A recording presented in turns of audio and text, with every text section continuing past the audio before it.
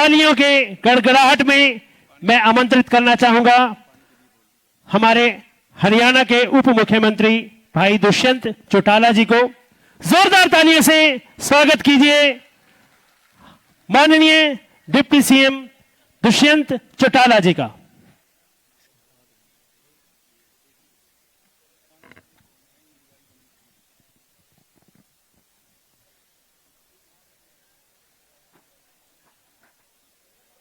स्वर्गीय भारत के वीर सपूत, वीर स्वतंत्रता सेनानी नेताजी सुभाष चंद्र बोस के 126वीं जयंती के उपलक्ष्य में टोहाना के अंदर इस मधुर मिलन समारोह में आए हमारे बीच प्रदेश के मुख्यमंत्री श्री मनोहर लाल जी, जननायक जनता पार्टी के प्रदेश अध्यक्ष सरदार निशांत सिंह जी, कैबिनेट में हमारे साथी, आपके सुख दुख के साथी विधायक देवेंद्र बबली जी, सांसद सुनीता डुग्गल जी, हमारे बीच में फतेहाबाद के विधायक दूडाराम जी, रतिया के विधायक नापा जी, हमारे दोनों जिला के अध्यक्ष सुरेंद्र लेगा जी, बलदेव सिंह जी, हमारे बीच में मौजूद डॉक्टर शिवाज, हमारे बीच में मौजूद चेयरमैन एससी फाइनेंस कॉरपोरेशन भाई पवन जी, तमाम मंच पर बैठे हमारे सम्मानित सदस्यगण और टोहाना के कोने कोने से आए बुजुर्गों, मेरी माताएं, बहनें, युवा साथियों, आज 2 साल बाद इस मधुर मिलन समारोह में आपके बीच में दोबारा आने का मौका मिला और खुशी हुई ये देखते हुए कि क्षेत्र कोरोना की महामारी के बाद भी कैसे प्रगति के पथ पर चला। आज 250 पौने 300 करोड़ के जो माननीय मुख्यमंत्री जी ने शिलान्यास किए, ये दर्शाते हैं, चाहे वो पीने के पानी की व्यवस्था हो, चाहे हमारे बिल में बीच में इंडस्ट्रियल ट्रेनिंग इंस्टीट्यूट हो, सड़कें हो, हर प्रकार से हरियाणा सरकार ने टोहाना को आगे तरक्की के पथ पर ले जाने का काम किया। और एक चीज जो परसों ही बहुत लंबी मांग को हमने पूरा किया, वो आपके बस स्टैंड की जमीन खरीदने की बात थी। मुझे याद है 2 साल पहले आया था जब बबली जी आ खड़े कह रहे थे कि जी बस स्टैंड बना दो, बहुत लंबी मांग है, 15 साल से पेंडिंग है। और मैं सीएम साहब का आभार प्रकट करूंगा कि परसों जब ये मांग आई तो ये भूमि के अंदर जब हम खरीदने का काम करें तो इनने कहा कुछ हो जाए, मैंने परसों उद्घाटन करना है, इस जमीन को खरीदने का काम करो। और खुशी की बात है कि आज उसकी शिलान्यास का पत्थर रखा गया और उसका लाभ पूरे इलाके को मिलेगा। साथियों, एक चीज और जरूर बोलना चाहूंगा कि आपके गांव में बड़ा सुंदर डेवलपमेंट इस पार्क की, कम्युनिटी सेंटर की, इसकी करी गई और ये मॉडल पूरे प्रदेश में रेप्लिकेट किया जा रहा है। आज चौपाल का जमाना नहीं रहा जहां हम बात करते कि समाज की चौपाल बनाओ, बारात को रोकने के लिए सब लोग समृद्ध हो गए। महाराज जरूरत है कि गांव के लोगों को मैरिज प्लेस ढूंढ के शादी ना करानी पड़े, ऐसी व्यवस्था गांव में बने। और हमारा प्रयास रहा है, आप गुड़गांव चले जाओ, जींद चले जाओ, आज टोहाना में आपके यहाँ इतना खूबसूरत बन रहा है। ये व्यवस्था धीरे धीरे बनेगी, मगर इसके साथ साथ आज ग्रामीण अंचल में शिक्षा का स्तर बढ़ाने की भी जरूरत है। आज आपके यहां से कोई टोहाना पढ़ने जाता है तो उसको कम से कम साइकिल पे भी आधा घंटा जाने का और आधा घंटा पढ़ाई के लिए आने का लगता है। 1 घंटा जीवन का खराब होता है। और वही शहर में बैठे हुए आदमी को व्यवस्था में सुधार है कि वो 5 मिनट में ट्यूशन पहुंच जाता है, कोचिंग के लिए पहुंच जाता है और 5 मिनट में आ जाता है। और उसके लिए हमारी सरकार ने प्रयास भी किया है और उसको गति के साथ आगे ले जाने का भी काम कर रहे हैं कि प्रत्येक गांव लेवल पर जहां पढ़ी लिखी पंचायतें तो हमने बना दी, वहां लाइब्रेरी की व्यवस्था हम करने का काम करें, जिस व्यवस्था से गांव के बच्चे को भी कॉम्पिटिटिव एग्जाम्स की किताबें लेकर अफसर बनाने का जो सपना हमारा है उस सपने को पूरा करे। और केवल मात्र यहां का नहीं, वो सपना हरियाणा प्रदेश की नौकरियां या केंद्र की नौकरियां तक सीमित नहीं, चाहे वो पंजाब की हो, चाहे वो राजस्थान की हो, चाहे उत्तर प्रदेश मध्य प्रदेश की हो, उनके अंदर भी अपनी हिस्सेदारी डालने का काम करे। मैं अभी आपके गवर्नमेंट हॉस्पिटल के लोगों को चिरायु योजना के बारे में बोलते सुन रहा था। हरियाणा ने वो मॉडल बनाकर दिया है। और मैं एक चीज बोलूंगा, सीएम साहब का ये सपना भी था कि हमारे यहां अंतिम व्यक्ति तक कैसे बेहतरीन लाभ पहुंचे। और हमने पिछले साल बीपीएल की जो सीमा 1.20 पूरे देश में है उसको बढ़ाकर 1.80 करने का काम किया। और इनका धन्यवाद है कि इनने आयुष्मान को भी उसके साथ जोड़कर 1,80,000 तक हर गरीब आदमी के परिवार को 5 लाख तक का बेनिफिट पहुंचे व्यवस्था बनाई। और 5 लाख केवल मात्र हरियाणा ही नहीं, देश के किसी कोने में कोई बीमार हो जाए, अगर आपका वो चिरायु आयुष्मान कार्ड है तो उसका पूरा लाभ देश के किसी भी अस्पताल में हरियाणा प्रदेश का एक एक नागरिक उठा सकता है। साथियों, इसी तरह राशन कार्ड की बात थी। वो दिन मुझे भी याद है जब मैं सांसद था और लोग आते थे, जी एडीसी को फोन कर दो, पीला राशन कार्ड बना दे। आपके यहां तो सरपंच से लेकर हर प्रकार तक सिफारिश चलती थी कि आयुष्मान कार्ड बना दो, आयुष्मान ये पीला राशन कार्ड बना दो, और कापियां लेकर घूमते थे। आज क्या व्यवस्था है?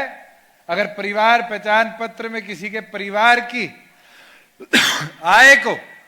आज 1,80,000 पर हम वेरीफाई कर देते हैं, तो अपने आप हरियाणा सरकार उसको पीले राशन कार्ड की बीपीएल परिवार की श्रेणी में डालकर सारी सुविधाएं देने का काम करती है। उसको 20 रुपए का फॉर्म भरकर किसी दफ्तर में जाने की जरूरत नहीं। आज घर बैठे उसके परिवार की अगर आय 1,80 से नीचे है तो उसको ये सुविधाएं देने का काम हमारी सरकार कर रही है। साथियों, एक चीज और आपके बीच में रखना चाहूं कि एक कदम हमने उठाया है, और वो कदम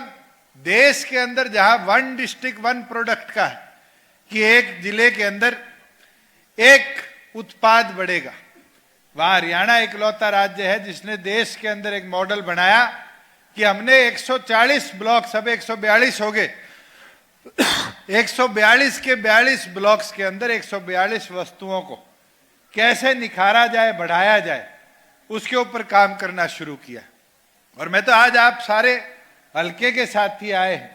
मैं तो आपसे आग्रह करूंगा कि सरकार को 50 एकड़ 25 एकड़ इकट्ठी करके दो कि आपके चाहे जाखड़ ब्लॉक हो, टवाणा ब्लॉक हो, 2 उत्पाद की पहली इंडस्ट्री कोई फतेहाबाद जिले में लगे तो आपके इस इलाके में हम लगाने का काम करें। आज बड़ी वस्तुएं बनाने के लिए मारुति टाटा बिरला को लाने की जरूरत नहीं, दिन प्रतिदिन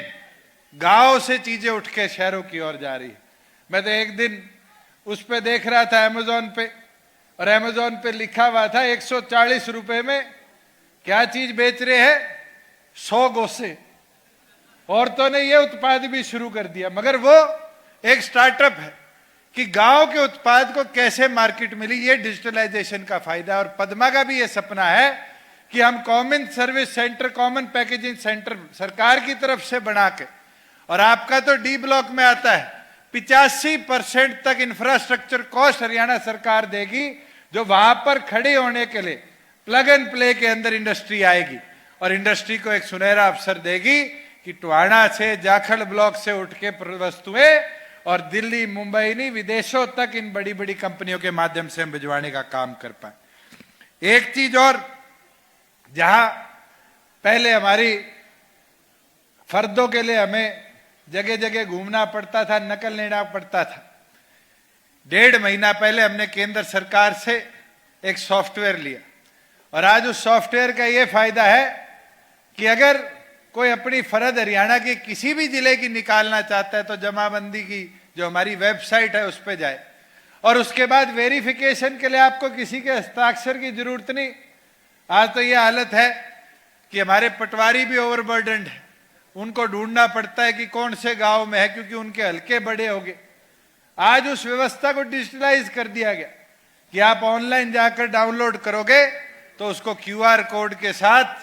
डिजिटल साइन के साथ हमने वेरीफाई करने का काम किया, और बैंक तक उसको वेरीफाई कर कर, सरकारी अफसर तक उसको वेरीफाई कर कर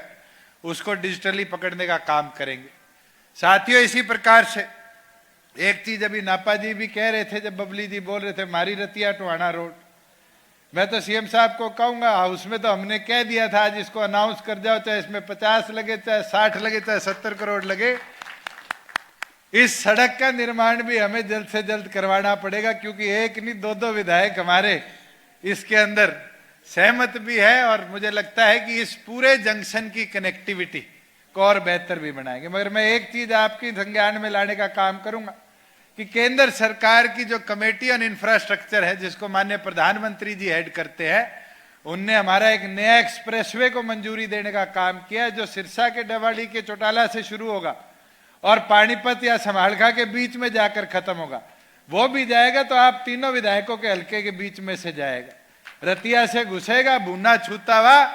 और आपके उकलाना होता हुआ और आगे पानीपत की तरफ जाएगा।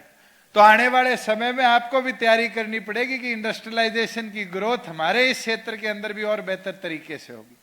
और मैं तो अंत में इतना बोलूंगा कि साथियों, 2 साल पहले आपने यहां जब मैं आया, जब कहा कि विकास कराओ, हमें ताकत दो, ताकत तो सरकार ने दे दी, मंत्री भी बना दिया, विकास भी करा दिया, मगर आपकी जिम्मेवारी भी और बढ़ती, जिम्मेवारी कम नहीं होती, और उस जिम्मेवारी को समझदारी के साथ निभाने का काम आपने करना है। और मैं तो उम्मीद अपेक्षा करता हूं कि टोहाना की जनता ने जैसे पहले मजबूती दिखाने का काम किया, आने वाले भविष्य के अंदर भी इसी मजबूती और इसी ताकत के साथ हमें मजबूत करने का काम करें। मैं तो आप सब आए, आपने आने पर जो प्यार सम्मान देने का काम किया, उसके लिए आपका आभार, अभिनंदन करता हूं। और एक ही विनती सीएम साहब से भी करूंगा कि आज आप आए हो, इनने मांगे तो खूब रखी है, मगर एक चीज जरूर आज मांगों के साथ ये बताकर टोहाना को जाना कि जो विकास हमने कराया है, आने वाले समय में इसको और बेहतर तरीके से इनने संभाल के रखना है। हम तो इंफ्रास्ट्रक्चर बना देते हैं, उस इंफ्रास्ट्रक्चर को आगे कौन लेकर जाए, ये जिम्मेवारी मुझे लगता है हमारी नागरिकों के तौर पर ज्यादा है। आज ये कम्युनिटी सेंटर बन जाएगा, सरकार के 2-2.5 करोड़ रुपए इस पे लग जाएंगे, मगर इसके बाद इसकी मेंटेनेंस अगर नहीं कराई तो फिर इतने बड़े सफेद हाथी को बनाने का भी कोई काम नहीं करना। आज सड़कें तो हम बना देंगे, पर उन सड़कों का उपयोग ना हो तो उसका डेवलपमेंट से कोई वास्ता नहीं होता। आज स्कूल तो हमने बना दिए, मगर सरकारी स्कूलों में हम अपने बच्चों को नहीं डालते, हम अपने बच्चों को प्राइवेट स्कूलों की तरफ ले जाकर उन स्कूलों को बंद होने की कगार पर ले जाने का काम कर रहे हैं। तो मैं ये विनती आप सबसे भी करता हूं कि सरकार की ओर से जो प्यार, जो आपके यहाँ डेवलपमेंट करी जा रही है, उसको और बेहतर तरीके से ले जाने की जिम्मेवारी अगर किसी की साथियों है तो आप सबकी है। मैं तो पूर्ण सभी साथियों का जो मंच पर बैठे हैं, मैं 2-4 साथियों के नाम भूल गया, कुलजीत कुलडिया जी हमारे राष्ट्रीय सचिव भी बैठे हैं, मैं इनका भी अभिनंदन करता हूं। और मैं उम्मीद करता हूं कि दोनों संगठनों ने जिस तरह मिलकर काम किया है और इस 3.25 साल के अंदर प्रदेश को उन्नति और प्रगति के पथ पर ले जाने का काम किया है, एक विजन दिया है, जिस विजन के अंदर चाहे वो जहाज को हिसार से ले जाकर दुनिया के अलग अलग कोनों से जोड़ने की बात हो, चाहे ग्लोबल सिटी के माध्यम से देश के प्रत्येक इंफ्रास्ट्रक्चर डेवलपर को ही नहीं, दुनिया के बड़े बड़े इंफ्रास्ट्रक्चर डेवलपर को गुड़गांव की धरा पर हम लाने का काम कर रहे हैं, चाहे प्रदेश के अंदर हमारी कुरुक्षेत्र की धरा को, इस पावन धरा को ऐतिहासिक बनाने का काम कर रहे हैं। मुझे लगता है कि आने वाले 1.25 साल भी इसी तरह प्रदेश को कैसे आगे ले जाने के विजन के साथ हम बढ़ रहे हैं। प्रदेश आज देश के मध्यम साइज राज्यों में प्राथमिक तौर पर गिना जाता है, मगर मैं ये विश्वास दिला देता हूं, जो हमारी सरकार का विजन है, जो हमारा विजन है, हम आने वाले भविष्य के अंदर हरियाणा प्रदेश को सभी राज्यों में पहले नंबर पर लाकर प्रगति के पथ पर चलाने का काम करेंगे। आप सब आए, आपने नेताजी सुभाष चंद्र जी बोस की आज जयंती पर जो इकट्ठा होकर देशभक्ति की प्रेरणा देने का काम किया, मैं इसके लिए आपका आभार प्रकट करता हूं। जय हिंद।